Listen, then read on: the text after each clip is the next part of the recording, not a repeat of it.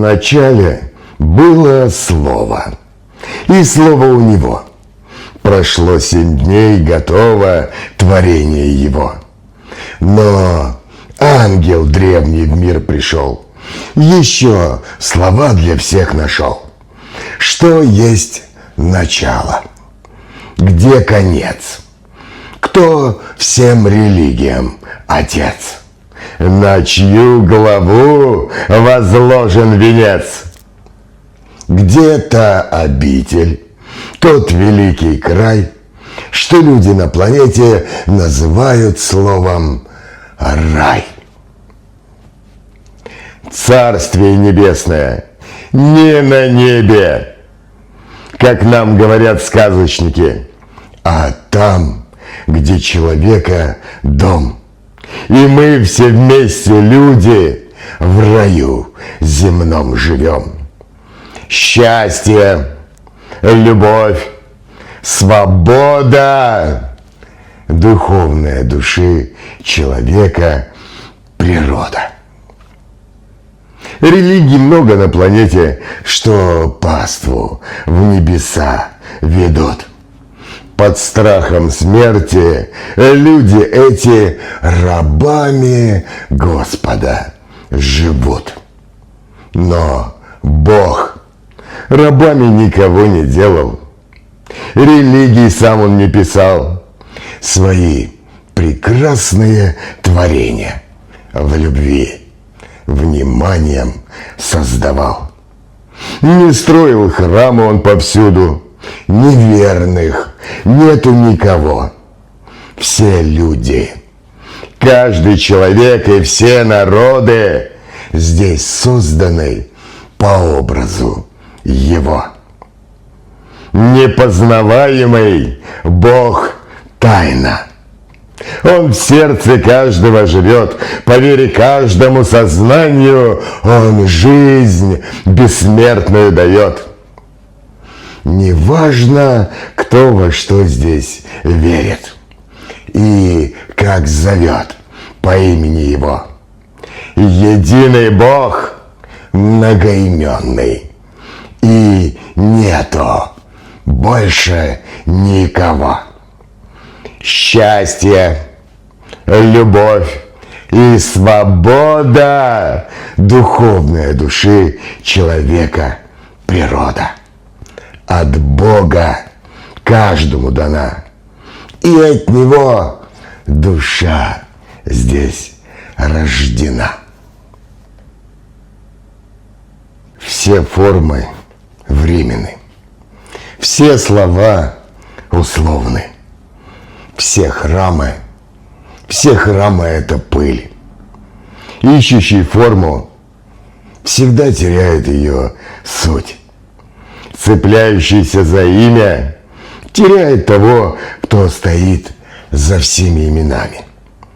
Страх построил свои крепости и назвал их обителями духа. Он записал уставы, нарисовал карты для рая и ада, поставил стражу у ворот и продает пропуска. А цену ты платишь не деньгами.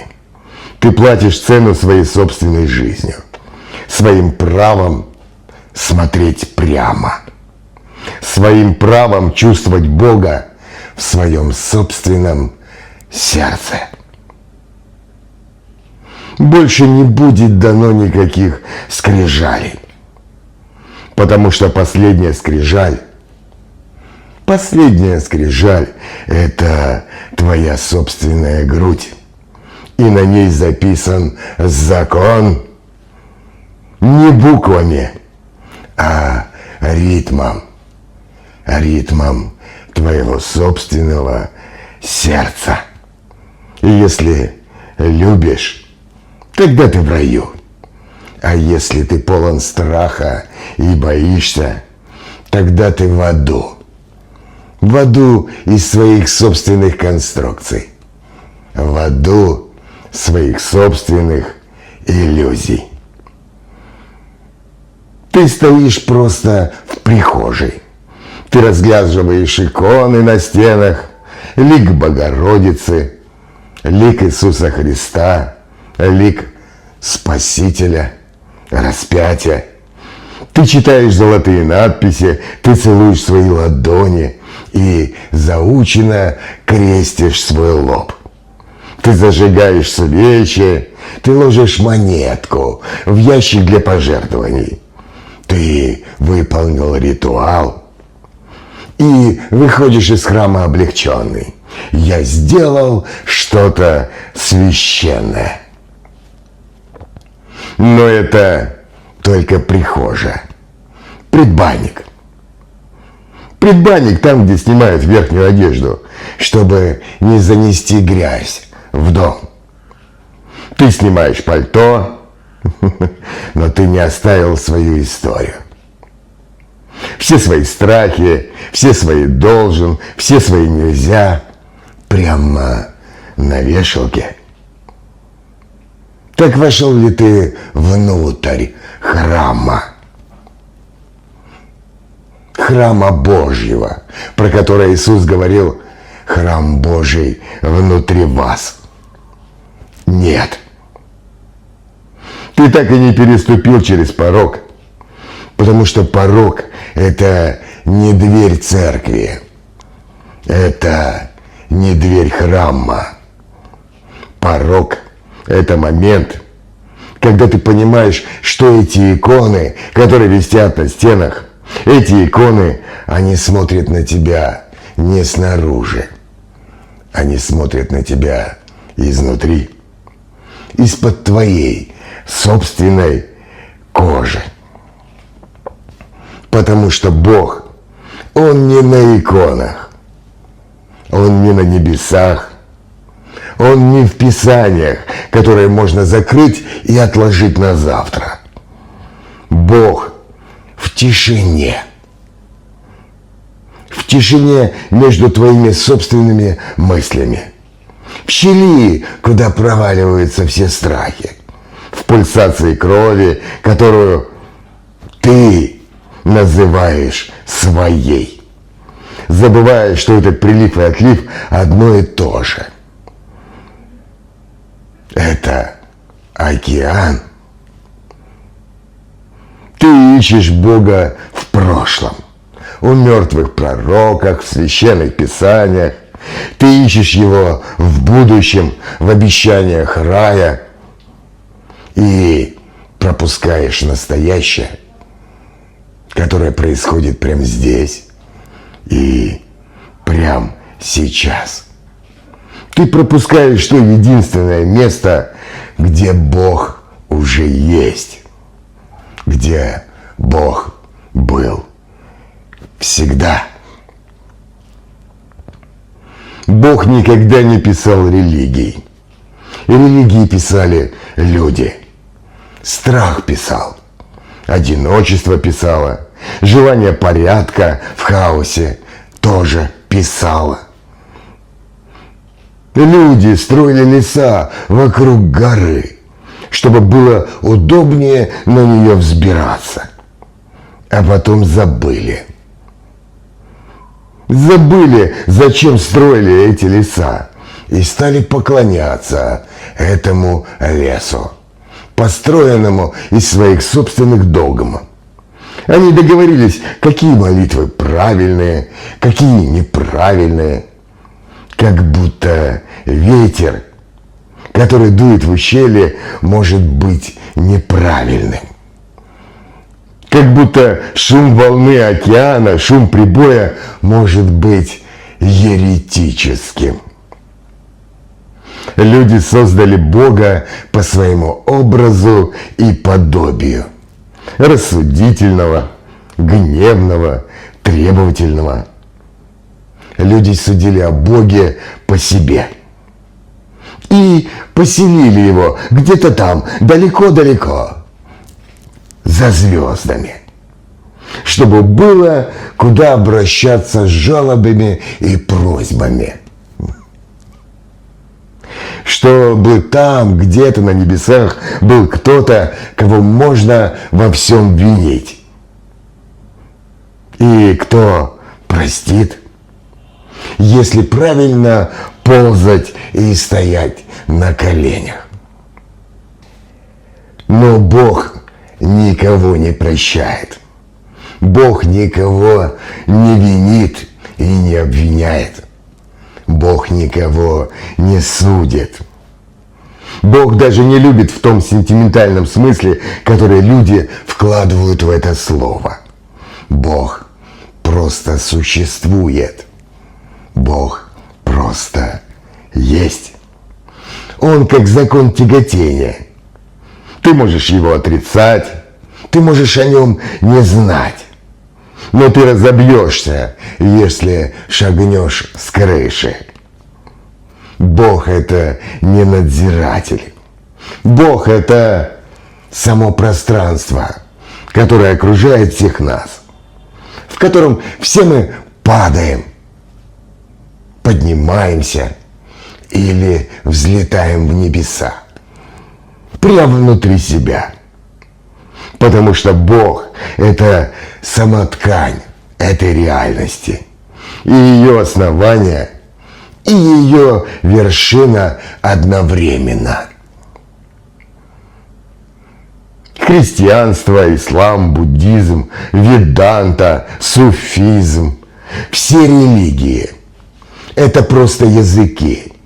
Один описывает Бога как Отца, другой как возлюбленного, третий как пустоту, четвертый как блаженство. И люди спорят. Спорят о том, чей словарь точнее, чей словарь истинный. Люди убивают друг друга за грамматику, а Бог молчит. Молчит и смотрит. Смотрит на всех нас. Потому что Бог – это не слово. Бог – это не слово в словаре или в священных писаниях. Бог – это то, что происходит с каждым из нас, с вами, когда все слова заканчиваются, когда умолкает последняя молитва, когда умолкает последнее слово, когда умолкает последняя мысль. И в этой тишине только тогда вы слышите. Вы слышите свое собственное сердце. Это и есть Бог. Рай – это не сад, а ад – это не огонь. Рай – это качество внимания, а ад – это качество иллюзии, качество человеческого сна. Ты, да-да, прям ты. Ты в аду, когда спишь наяву, принимая проекции своего страха за реальность. И ты, да-да, именно ты в раю, когда просыпаешься на мгновение и видишь, это стол, это чашка, это вздох, а это выдох, это боль, а это радость. И все это священно. Все это и есть Бог, играющий в форму, играющий в плотность, играющий в твою историю.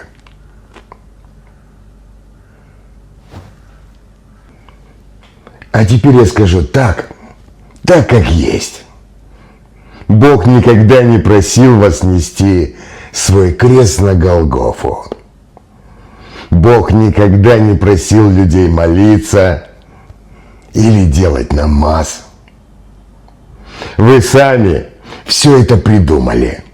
Вы сами сколотили этот крест из своих собственных ожиданий, своих собственных обид, своего чувства вины, своей жажды страдания, как доказательство духовности. Но на самом деле все это просто спектакль.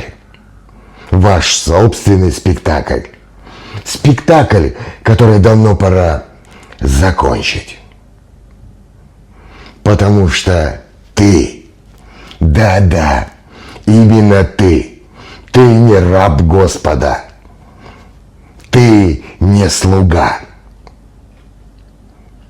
ты – это сын или дочь, созданный по образу и подобию Его. Ты – это Его продолжение, ты – это Его взгляд, которым Он смотрит сам на себя и на весь окружающий мир.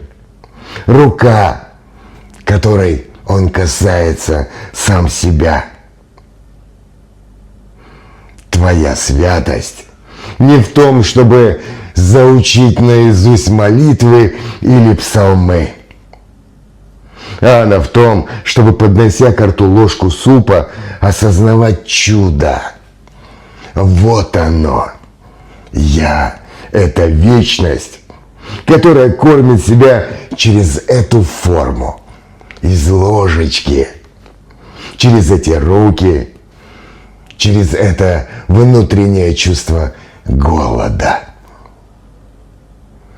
Счастье, любовь и свобода – это не награда за духовное и хорошее поведение. Это твоя собственная природа. И нет никого в этом мире, кто должен был бы их достигать или заслужить. Потому что все, что нужно сделать, это просто перестать их блокировать своими собственными страхами, обидами, завистью, тщеславием.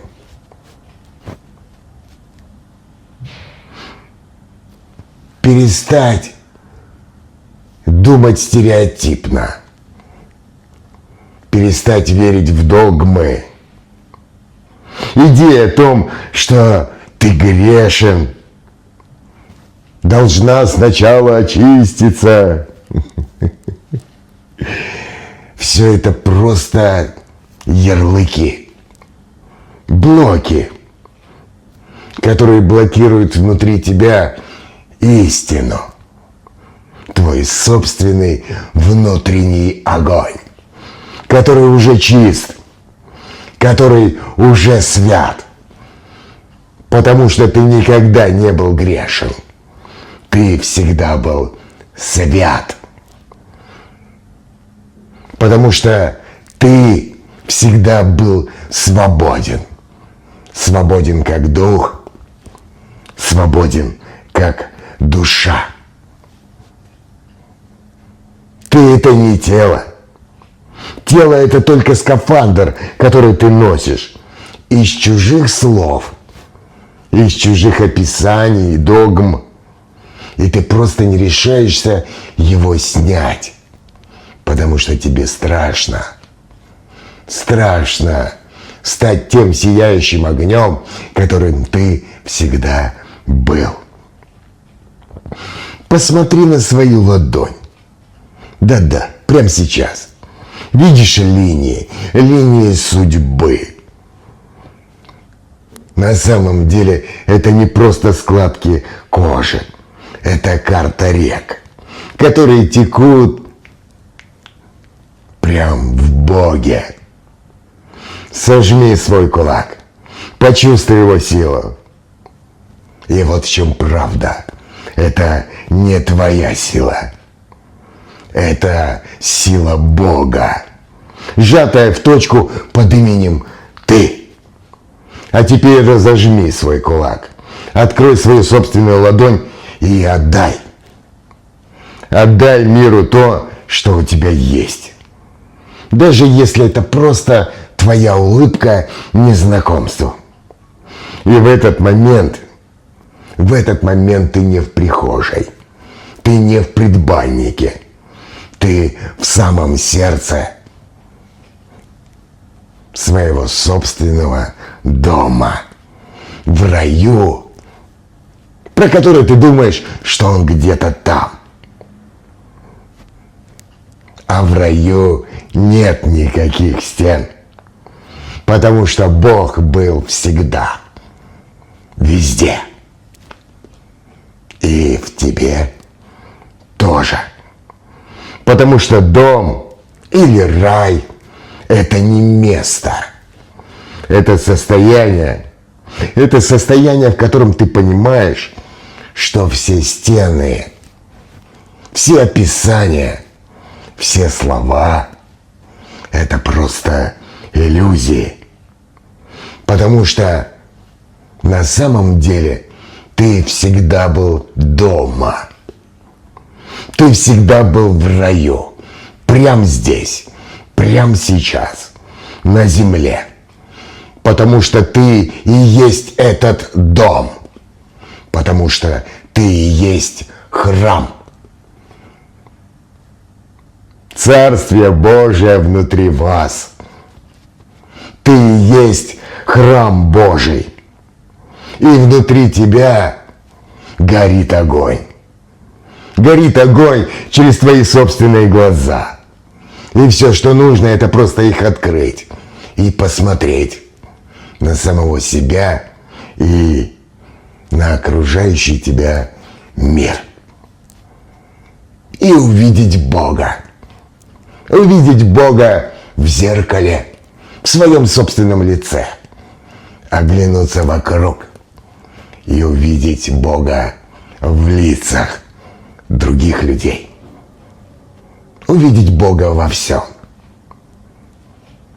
Всегда. Везде. Вот и весь выбор. Можно продолжать разглядывать иконы в прихожей. Или просто развернуться и увидеть, что за твоей спиной нет никаких икон. Нет никаких стен и границ. Есть только бесконечное пространство вечности и бесконечности. И ты стоишь прям посередине, в его центре, как храм Господа. Потому что это центр везде, где ты находишься. И это пространство смотрит на себя через твои собственные глаза. И иногда оно себя узнает. И это узнавание и есть ты. Потому что ты и Бог – это одно и то же.